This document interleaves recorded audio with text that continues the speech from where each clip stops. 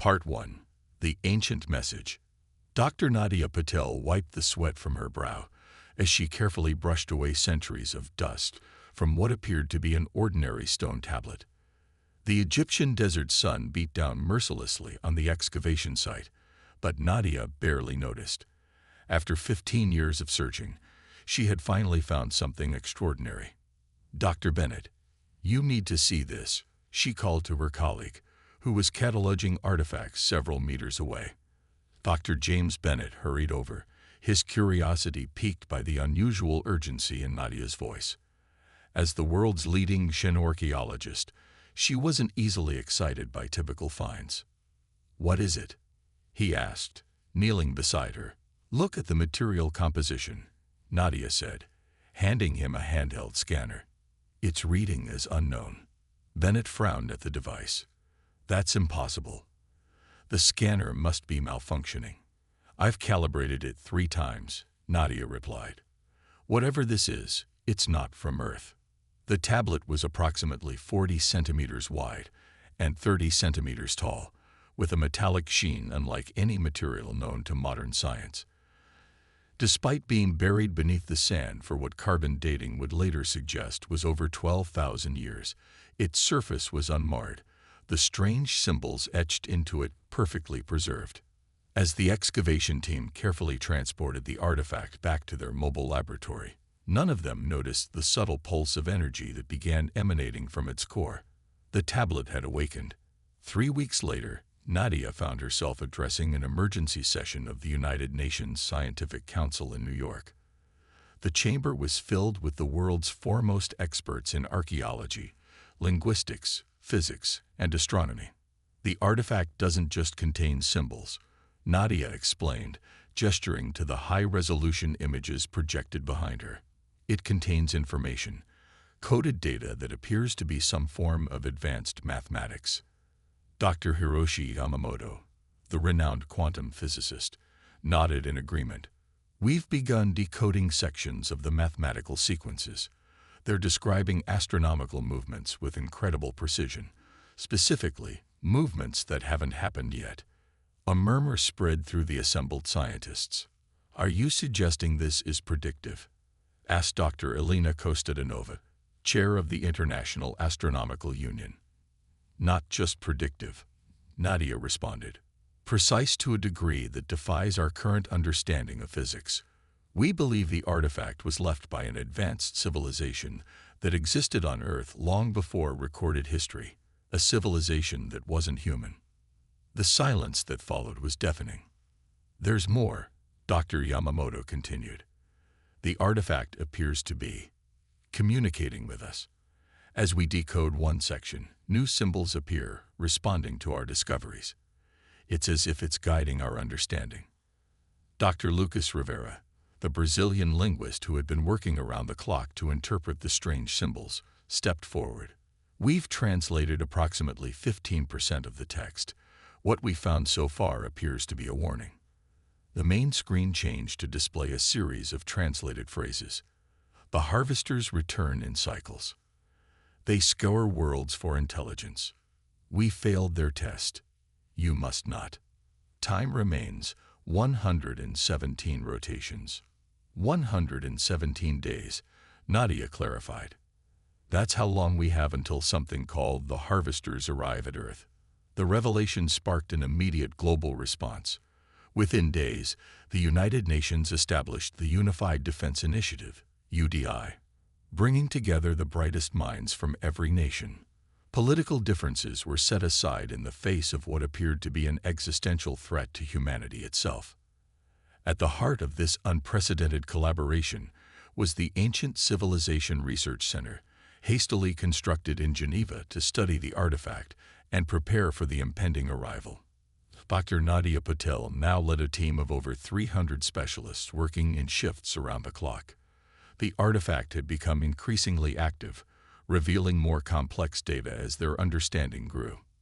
"It's not just warning us," Nadia explained to General Maya Santos, the military coordinator for the UDI. "It's trying to help us."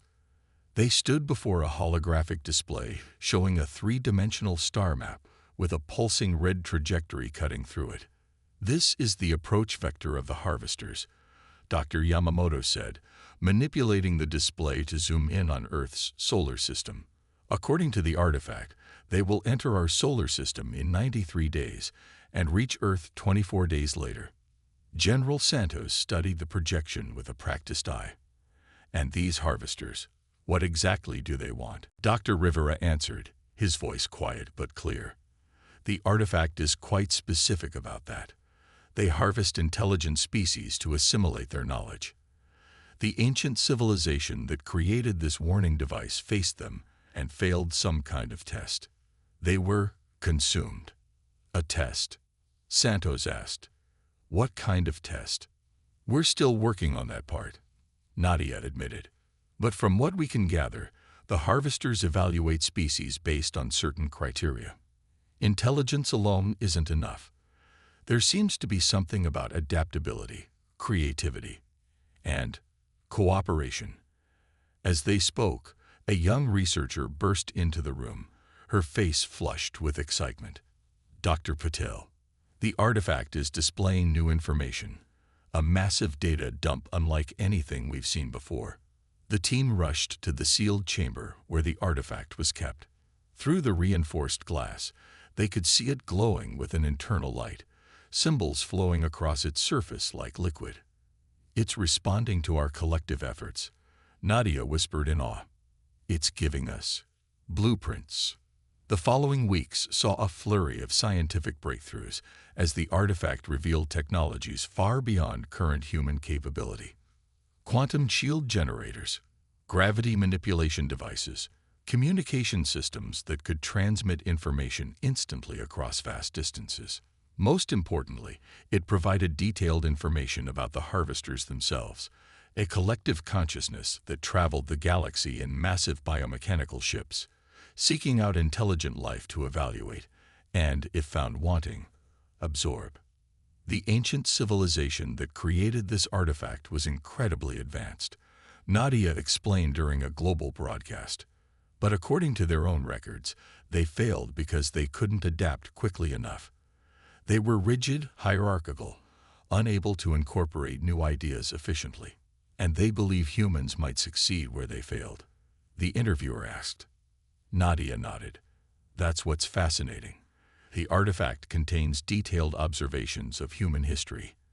They were studying us. They saw something in our species that they lacked, a remarkable ability to adapt, to think creatively under pressure, to unite despite our differences when faced with common threats." Across the globe, humanity rallied. Scientists worked alongside engineers to construct defenses based on the artifact's blueprints. Nation-states shared resources and technology without reservation. For perhaps the first time in human history, borders and ideologies became secondary to species survival. 60 days before the projected arrival, astronomers detected the first confirmation of the harvesters, a massive object decelerating at the edge of our solar system. The artifact pulsed with increased activity, revealing more urgent information. "They're earlier than predicted," Dr. Yamamoto announced grimly. "The artifact is updating its calculations. We now have 53 days until they reach Earth." The news intensified global efforts. Construction of the defensive systems accelerated, with workers volunteering for double shifts. Every major manufacturing facility on the planet had been repurposed to produce components for the planetary defense network. As the deadline approached, Nadia made a startling discovery while reviewing the artifact's latest transmissions. "It's not just giving us technology," she realized. "It's testing us." The artifact had been gradually increasing the complexity of the information it provided, watching how quickly humans could understand and implement the knowledge. It was evaluating humanity's capacity for rapid adaptation and innovation, the very qualities the ancient civilization believed might save us. Nadia called an emergency meeting of the UDI leadership. "The artifact isn't just a warning system. It's a teaching tool designed to prepare us for the test the harvesters will administer. And I believe we're already being evaluated." General Santos frowned. "By whom?" "The artifact." "No," Nadia said slowly. by whoever created it. I don't think the ancient civilization is entirely gone. I think they've been watching us all along, waiting for this moment. As if responding to her revelation, the artifact suddenly emitted a blinding flash of light. When it faded, new symbols covered its surface, a single message that translated to 7 simple words. The final test begins. Show your humanity. Humanity stands united. The first direct contact with the harvesters came 41 days before their projected arrival at Earth. Every communication system on the planet simultaneously received the same message, a series of mathematical equations that, when solved, formed a 3-dimensional model of human DNA alongside an unmistakable question. Why should you continue? Dr. Nadia Patel stood before the hastily assembled Global Response Council, her expression grave. This is the test the artifact warned us about. The harvesters are evaluating whether humanity deserves to survive. How do we respond to that kind of question? Asked President Chen of the United Chinese States, her face grim on the video screen. With the truth, replied General Santos, we show them exactly who we are. The council debated for hours before reaching consensus. Humanity's response would be a massive data transmission, not just our scientific achievements, but our art, music, literature, and philosophy. The full spectrum of human experience, from our greatest triumphs to our most tragic failures. We're not hiding who we are, Nadia explained as the transmission was prepared. We're showing them why humanity matters, our capacity for both destruction and creation, for hatred and love. Our contradictions make us who we are. But the harvesters' response was silence. For 2 weeks, the massive alien vessel continued its approach, now visible through powerful telescopes as an enormous structure resembling a mechanical jellyfish, its tendrils extending for kilometers. Then, 27 days before its arrival at Earth, the harvester ship released thousands of smaller craft. They accelerated toward Earth at incredible speeds, bypassing the defensive perimeter humanity had established based on the artifact's schematics. They're adapting to our defenses, Dr. Yamamoto observed with a mixture of fear and professional admiration. They analyzed our preparation and developed countermeasures. The smaller craft didn't attack as everyone feared. Instead, they positioned themselves in orbit around Earth and began scanning the planet with unknown energy signatures. They're mapping us, Nadia realized. Every city, every forest, every ocean. They're creating a complete inventory of Earth. 3 days later, the first landing occurred. A single probe descended into the heart of Geneva, directly above the research facility housing the artifact. Local military forces surrounded the area, but followed strict orders not to engage. Civilians watched from behind hastily erected barriers as the alien probe, a swirling mass of metallic particles that constantly rearranged themselves, hovered at the facility's entrance. Nadia, against the desperate protests of her colleagues, walked out to meet it. I believe this is part of the test, she explained before stepping through the doors. They want to see how we react, with fear and violence, or with curiosity and courage. As she approached the alien probe, it shifted form, resolving into a roughly humanoid shape. For several tense minutes, Nadia stood before it, simply waiting. Then, following what seemed like an intuitive understanding, she raised her empty hands, palms forward. The probe mirrored her gesture before dissolving into a stream of particles that flowed around her and into the facility. Security footage showed it moving directly to the artifact, engulfing it briefly before returning to its previous form. It was communicating with the artifact, Nadia reported afterward, or more precisely, retrieving data from it. Similar landings occurred at 7 other locations around the globe, each site corresponding to places where humans had made significant evolutionary or technological leaps. The prehistoric caves of Lascaux, the ancient library site at Alexandria, the CERN particle accelerator. Each probe interacted briefly with these sites before returning to orbit. 17 days before the main harvester ship would reach Earth, the Global Defense Network detected a massive energy buildup in the alien vessel. They're preparing to attack, General Santos announced grimly. All defense systems online. This is not a drill. But Dr. Rivera, who had continued analyzing the artifact's messages, burst into the command center. Wait, the artifact is displaying new information. It's not an attack. It's a transmission. They're sending us something. The energy pulse from the harvester ship wasn't a weapon. Instead, it delivered a massive amount of data directly to Earth's digital networks. The information contained detailed schematics for a device unlike anything humans had conceived, a gravity manipulation system of extraordinary power. It's another test, Nadia realized. They're giving us technology and watching what we do with it. The schematics were deliberately incomplete, requiring human innovation to fill the gaps. Scientists and engineers worldwide collaborated in a frenzy of creative problem-solving, sharing insights across disciplines and cultures. Within 5 days, the first prototype was constructed. The gravity lens, as it was called, could create controlled distortions in spacetime, effectively allowing humanity to manipulate the fabric of reality itself. But what is it for? President Chen asked during an emergency session. What are we meant to do with this? The answer came from an unexpected source.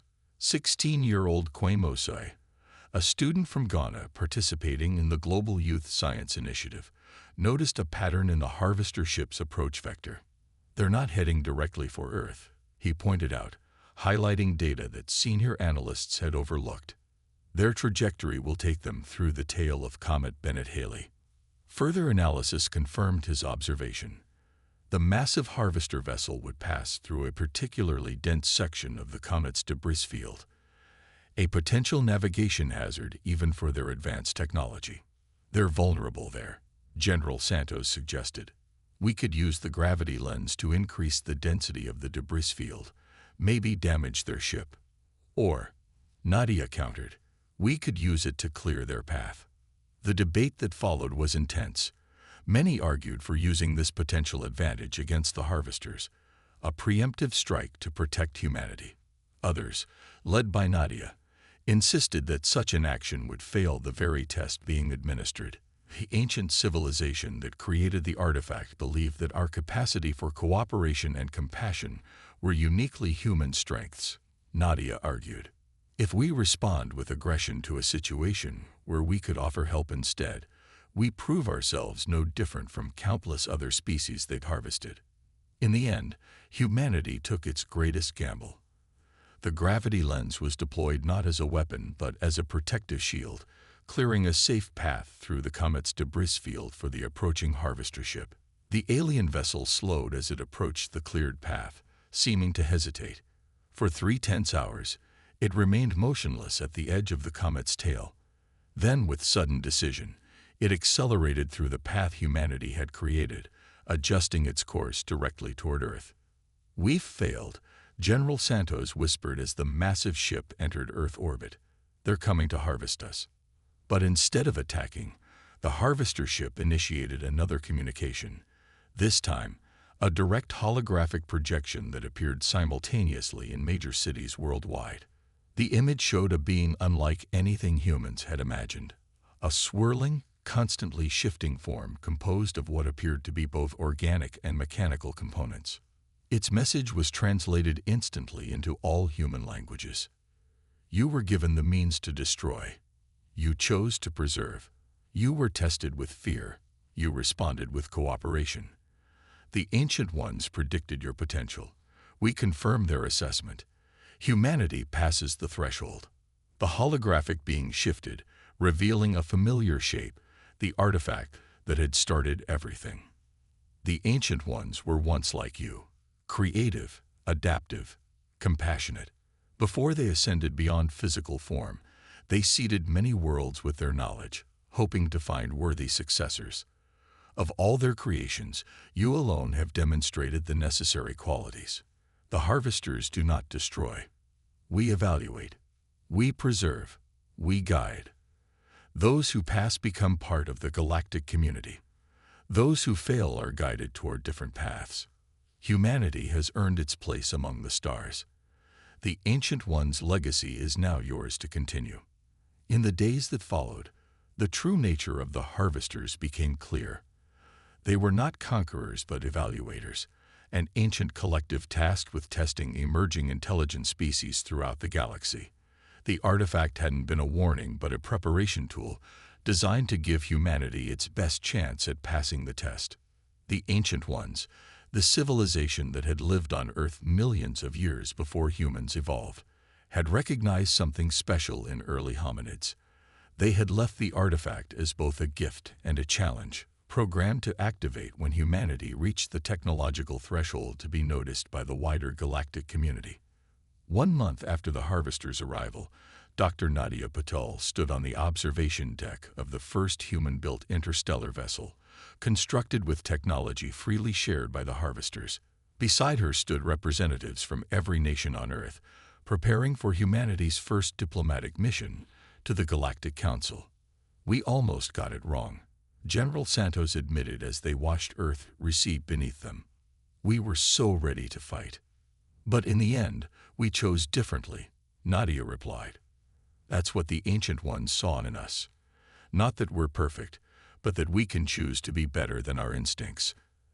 As the ship accelerated toward the stars, the artifact, now understood to be both the teacher and witness, pulsed with a final message. "The test is never truly over. Each choice shapes what you become. Remember why you passed."